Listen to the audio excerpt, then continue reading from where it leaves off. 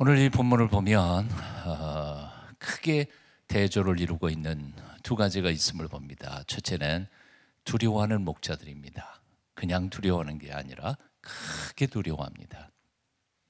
9절은 말씀하죠. 주의 사자가 곁에 서고 주의 영광이 그들을 두루 비추매 크게 무서워하는지라. 그냥 무서워하는 게 아닙니다. 엄청 무서워 떨고 있습니다. 그런데 두 번째로 10절에 보면 천사가 이르되 무서워 말라. 보라, 내가 온 백성에게 미칠 큰 기쁨의 좋은 소식. 앞에는 큰 무서움, 뒤에는 큰 기쁨입니다.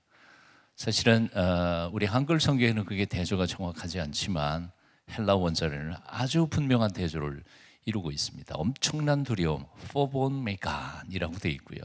엄청난 기쁨, 칼란 메갈렌, 똑같은 단어 메가라는 말이 강조되고 있습니다. 그러니까 오늘 천사들의 말을 풀어보면 이렇습니다. 그렇게 무서워하지 마라. 지금은 두려워할 때가 아니라 크게 기뻐해야 할 때이다. 왜냐하면 세상을 구원할 구세주가 탄생하셨기 때문이다.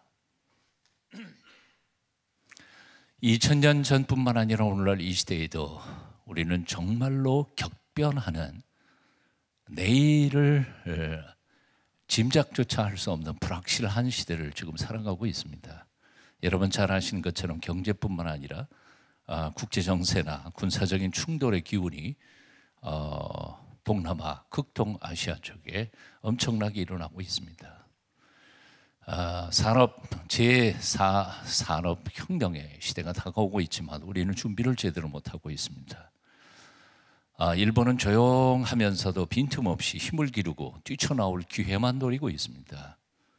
조금만 현실 세계를 아는 사람은 가계부채든지 기업부채든지 국가의 어려움이든지 조금만 아는 사람은 이게 보통 심각한 세상을 우리가 살고 있는 게 아니구나 하고 두려워할 수밖에 없는 시대입니다. 그럼에도 불구하고 성경에서 천사들은 우리에게 이렇게 똑같은 말씀을 전합니다. 두려워하지 마라. 지금은 오히려 기뻐할 때다. 어떤 이들은 이렇게 말하는 것 같습니다. 기쁘긴 뭐가 기뻐? 성탄이 됐지만 하나도 기쁠 게 없네 라고 말할 수 있을지 모릅니다. 그런데 2000년 전의 사정은 비슷했습니다. 오늘날과요. 아시는 것처럼 아기 예수님이 세상에 오셨다고 하지만 세상은 바뀐 거 거의 없습니다. 아시는 것처럼 목자들은 아기 예수님의 오심을 기뻐하며 축하하고 아기 예수님 태어나신 탄생의 자리에 가서 찬송하고 기뻐했지만 돌아온 후에 그들의 삶은 하나도 바뀌지 않았습니다.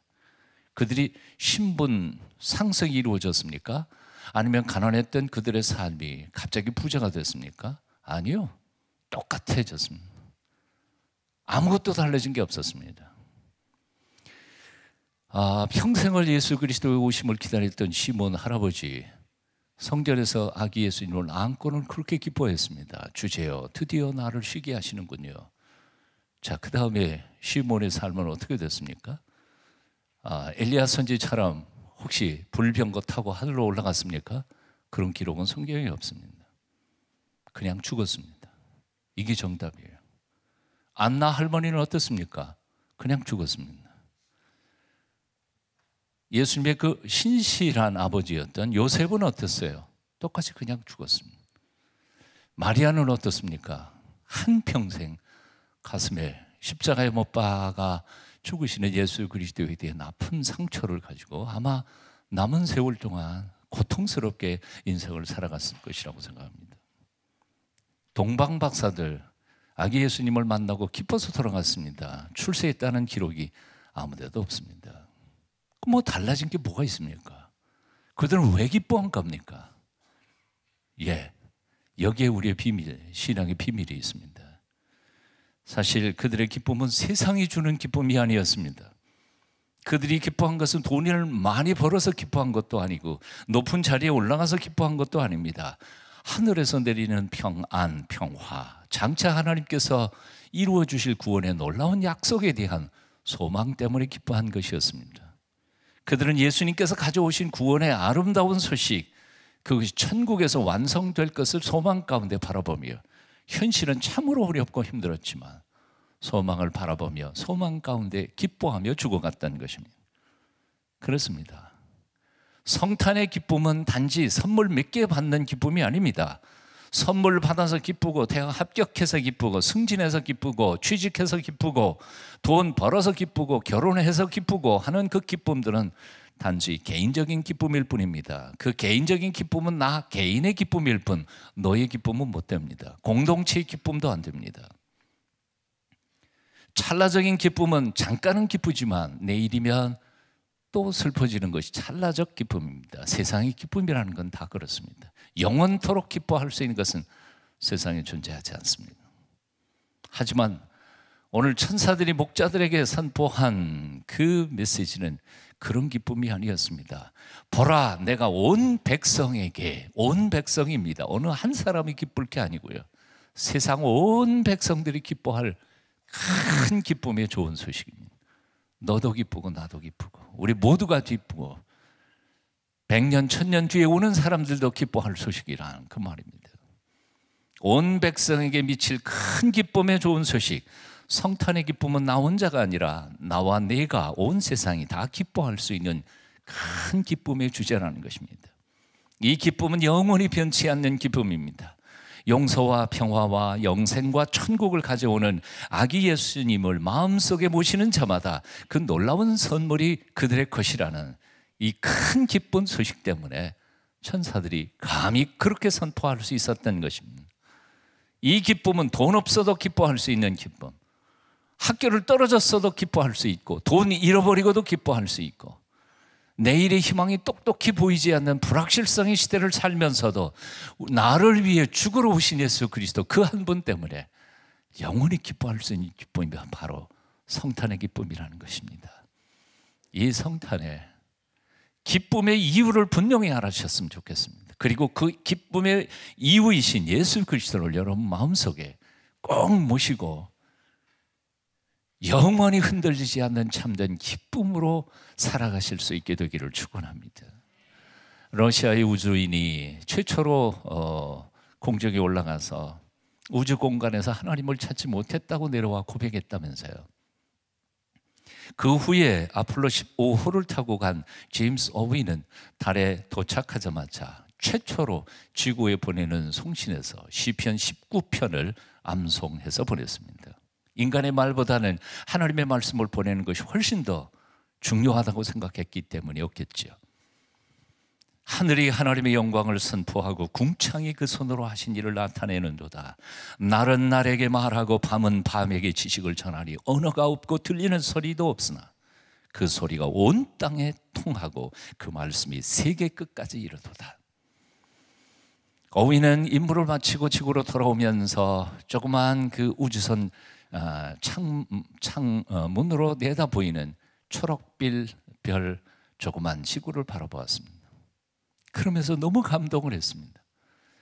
초등학교 때부터 외웠던 요한복음 3장 16절을 암송을 했다고 합니다. 하나님이 세상을 이처럼 사랑하사 독생자를 주셨으니 이는 저를 믿는 자마다 멸망치 않고 영생을 얻게 하리 하십니다. 그걸 암송해 놓고는 마음속에서부터 북받치는 감격과 물음으로 하나님 앞에 이렇게 물었다 그러죠. 어윈은 돌아온 다음에 간증 집회를 많이 다녔습니다. 그는 이렇게 물었다 그럽니다. 하나님, 우주 안에는 수억만 개의 별들이 있는데 그 별 가운데서 저렇게 작고 작은 지구, 그 속에 지금 살고 있는 보이지도 않는 인간들, 그들을 특별히 기억하시고 직접 사람이 되어 저 지구 속으로 들어오셨다니, 그리고 당신이 죽으셨다니, 하나님 도대체 우리 인생들이 무엇이 그리도 소중하셨습니까? 어떻게 외아들 죽을 만큼 우리를 사랑하셨습니까? 그리고 감동을 받았다 그러죠. 요한 세바스찬 바하 9살의 부모를 잃었습니다. 졸지에 고아 같은 그는 큰형 크리스토프 집에 얹혀 살았습니다. 눈칫밥을 먹다가 보니까 성탄에는 선물은커녕 너무 쓸쓸하고 밥 한 끼 챙겨 먹기도 힘들었다고 합니다. 결국 나이가 조금 들어가면서 14살에 할 수 없이 집을 나옵니다. 그리고 교회의 그늘 아래에서 그는 성장하지요. 음악을 통해서. 여러분 잘 아시는 것처럼 가난하고 외로운 고아를 받아줄 것은 그때는 교회밖에는 없었습니다. 수많은 교회를 전전하면서 합창단원으로 혹은 바이올린, 올간을 연주하면서 평생을 살지요.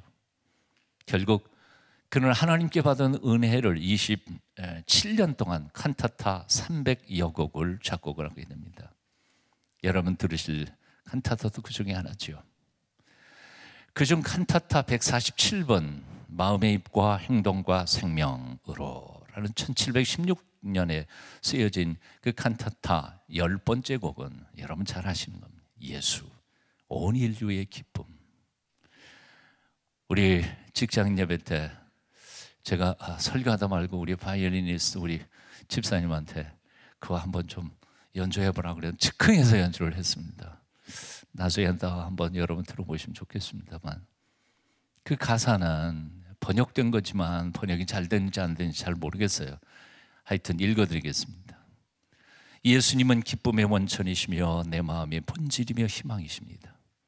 예수님은 모든 근심에서 나를 보호하시며 내 생명에는 힘의 근원이 되시며 내 눈에는 태양이시며 기쁨이 되시고 나의 영혼에는 기쁨이며 보물입니다. 그래서 내 마음과 눈에서 예수님을 멀리하지 않으렵니다. 바울은 한평생 그렇게 넉넉한 생활을 살지는 못했다고 합니다. 하지만 성탄에 오시는 예수 그리스도, 기쁨이신 예수님 때문에 그의 삶은 기쁨으로 충만했던 삶이었다고 고백합니다. 다시 이제 결론을 맺습니다. 성탄의 기쁨은 돈이 넉넉함이 있지 않습니다. 성탄의 기쁨은 권력의 높은 자리에 올라서 기쁜 게 아닙니다. 성탄의 기쁨은 많은 것을 성취했기 때문에 기뻐하는 것도 아닙니다. 준 것도 없고 보이는 것도 없지만 내 마음속에 나를 구원하러 오시는 예수 그리스도 그 한 분 때문에 우리는 영원토록 기뻐할 수 있음을 우리가 믿어야 할 것입니다. 눈에는 보이지 않지만 그 예수님께서 영으로 오늘도 이 자리에 오신 줄로 믿습니다. 이 기쁨을 가장 아름답게 고백했던 선지자는 하박국이었을 것입니다. 아까 집사님 고백 중에도 그런 얘기 나왔습니다만 비록 무화과 나무가 무성치 못하며 포도나무에 열매가 없으며 감람나무에 소출이 없으며 밭에 식물이 없으며 우리의 양이 없으며 외양간에 소가 없을지라도 나는 여호와를 인하여 즐거워하며 나의 구원의 하나님을 인하여 기뻐하리로다. 주 여호와는 나의 힘이시라. 나의 발을 사슴과 같게 하사 나로 나의 높은 곳에 다니게 하시리로다. 아멘. 이 기쁨이 오늘 여러분의 것이 되시기를 축원합니다. 기도하겠습니다. 우리 기쁨의 원천이신 예수님, 주님으로 인하여 오늘 크게 기뻐하는 믿음의 사람들이 되도록 우리를 붙잡아 주시옵소서. 우리들의 삶과 형편이 비록 만족스럽지 못해도 구원과 영생이신 주님으로 인하여 새 힘과 용기를 회복하는 오늘 이 저녁 찬양 집회가 되게 역사하여 주시옵소서. 지난 몇 달 동안 수고했던 우리 성가대원들 한 사람 한 사람 은총을 베풀어 주시고 듣는 우리 모두가 그 찬양 속에 함께 빠져들게 하여 주시오며 이 찬양의 주인이신 주여 오늘 기뻐하시옵소서. 예수님의 이름으로 간절히 기도하옵나이다. 아멘.